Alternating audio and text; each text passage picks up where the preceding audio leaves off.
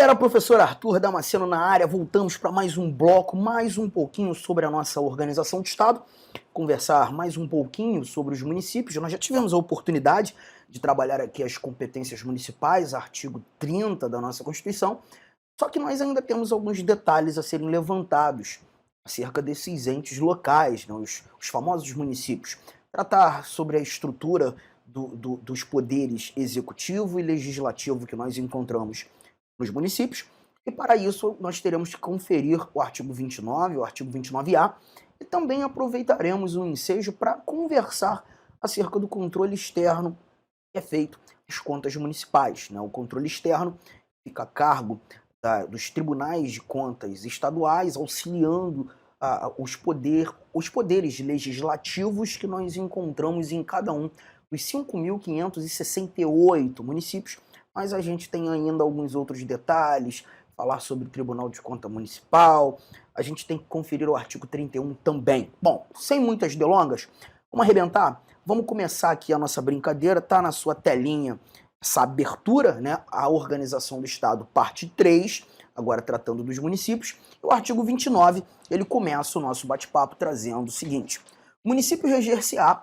por lei orgânica, votada em 2 turnos, com um interstício mínimo de 10 dias, e aprovada por 2/3 dos membros da Câmara Municipal, que a promulgará, atendidos os princípios estabelecidos nesta Constituição, na Constituição Federal, os princípios estabelecidos na Constituição do respectivo Estado e alguns preceitos que o próprio Constituinte delineou. Bom, a gente tem alguns detalhes importantes aqui, né? E engraçado que essa informação do artigo 29 é uma informação muito semelhante ao que nós iremos encontrar no artigo 32, quando tratando do Distrito Federal, né?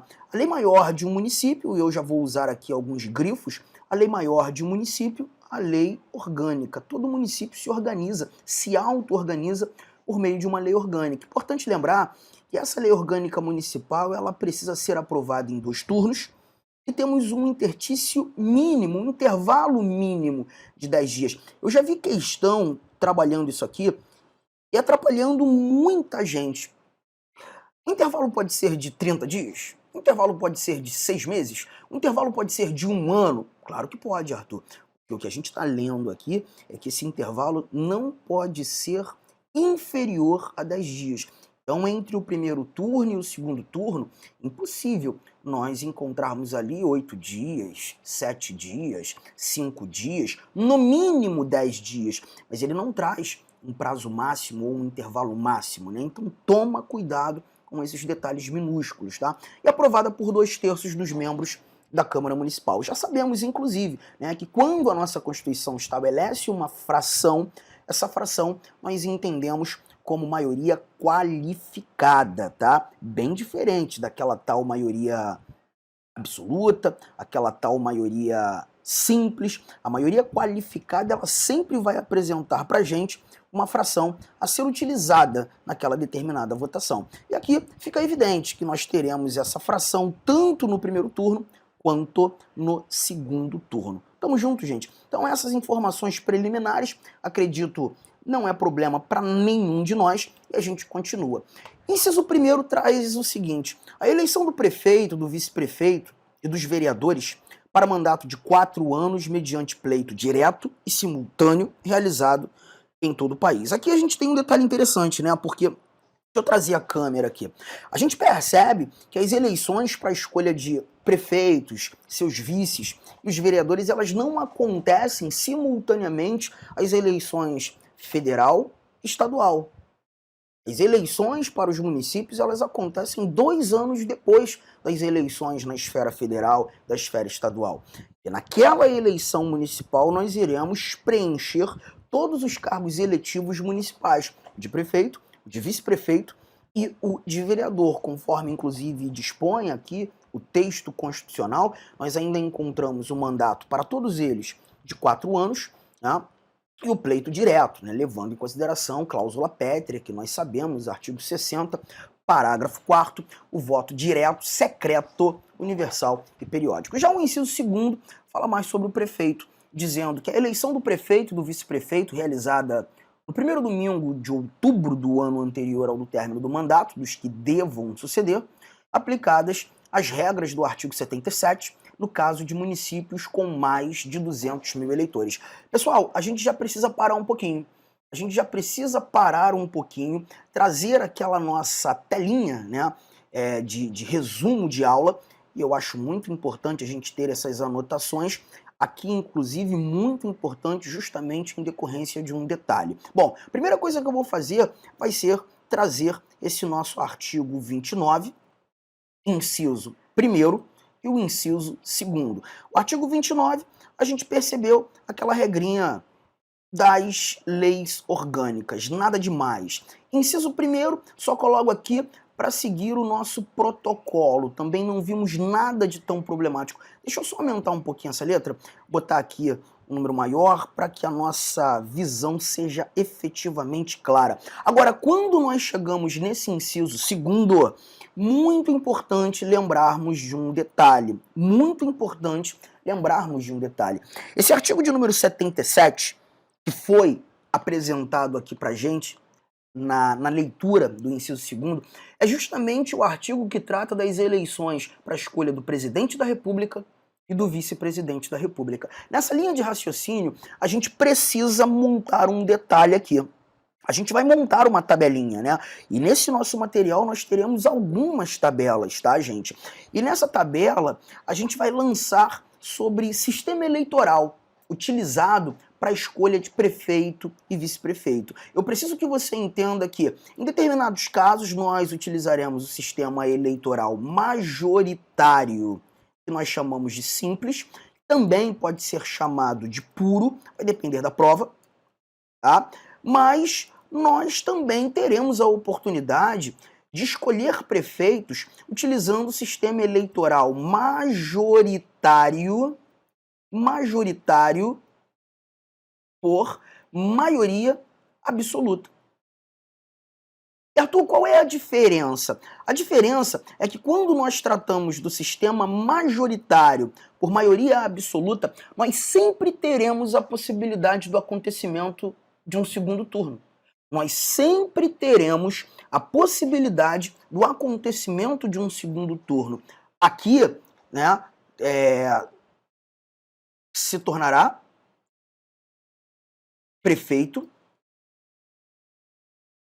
o candidato mais votado que tenha obtido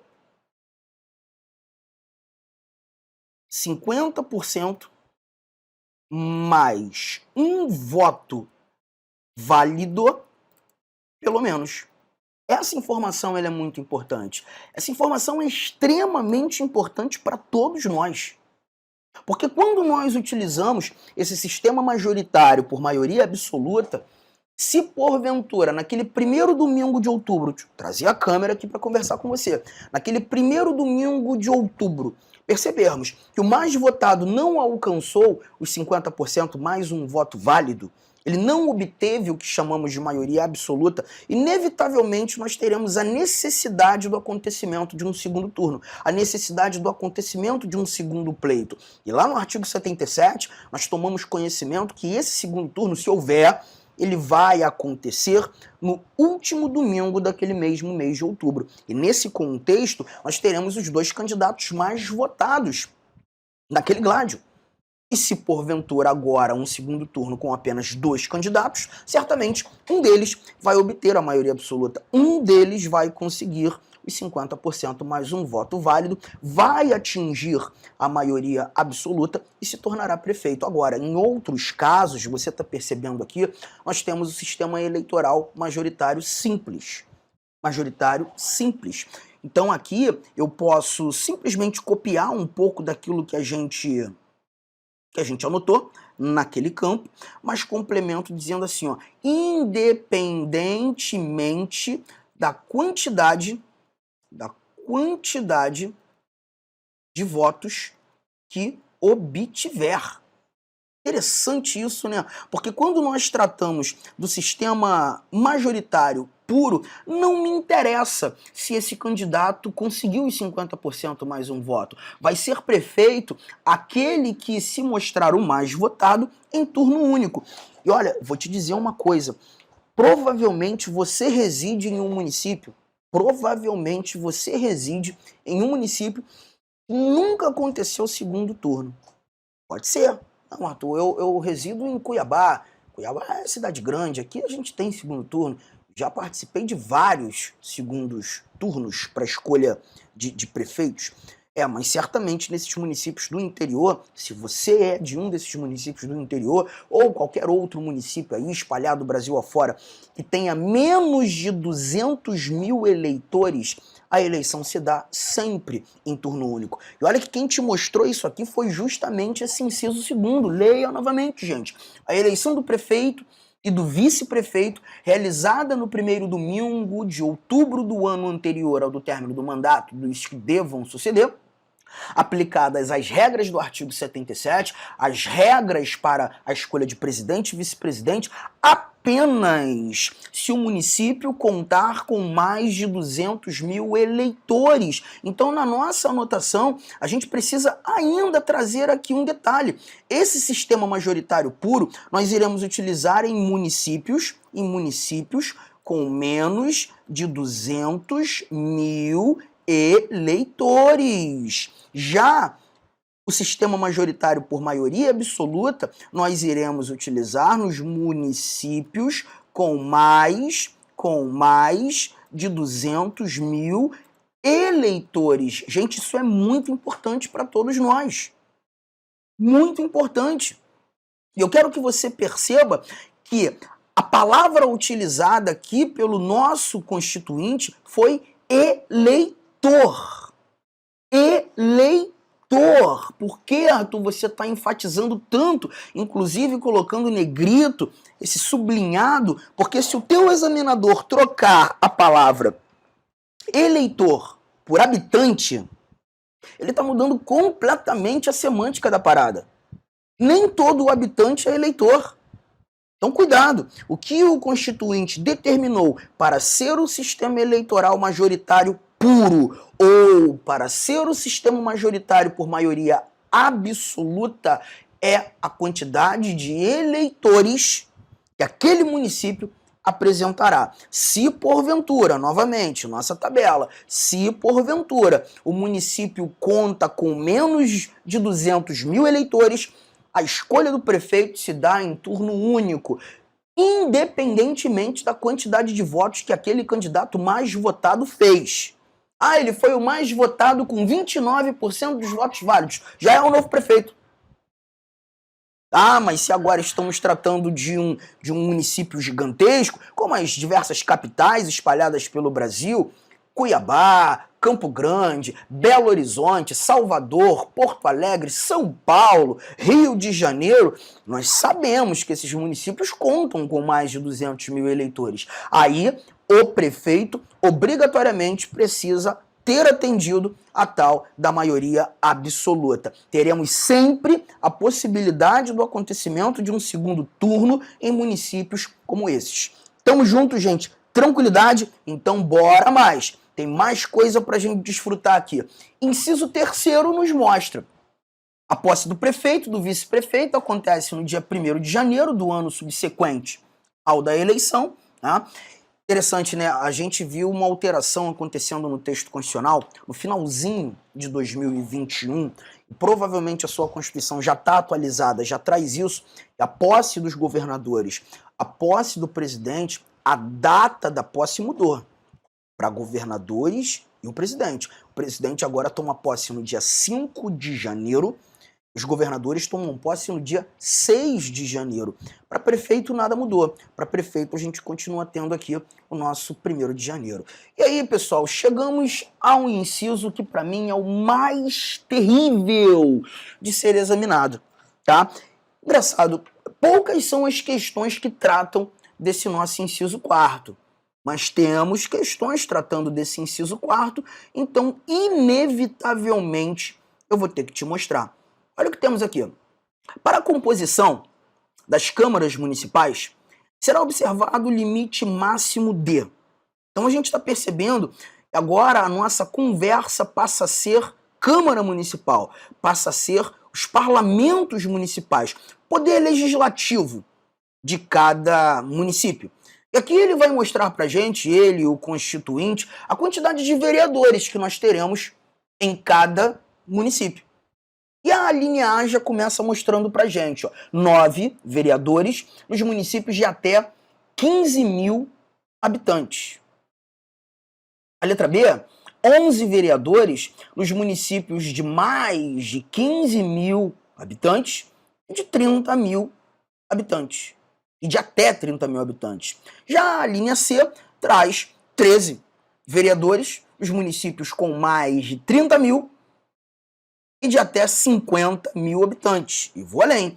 A linha D, 15 vereadores nos municípios de 50 mil habitantes e de até 80 mil. Letra E, 17 vereadores nos municípios de mais de 80 mil habitantes e de até 120 mil habitantes.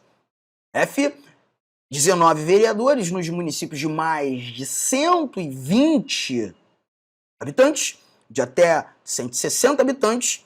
E a linha G, 21 vereadores nos municípios de mais de 160, de até 300 mil habitantes. Eu só vou ler mais uma página aqui para te mostrar um detalhe.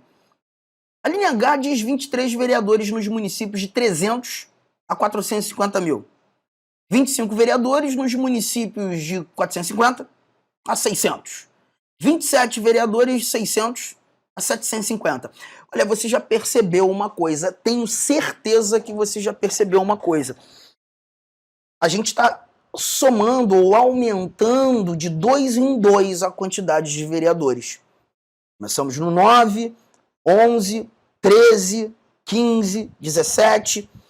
Se fosse só isso, seria muito fácil, né? Bastaria aumentar de 2 em 2. O grande problema nessa história aqui,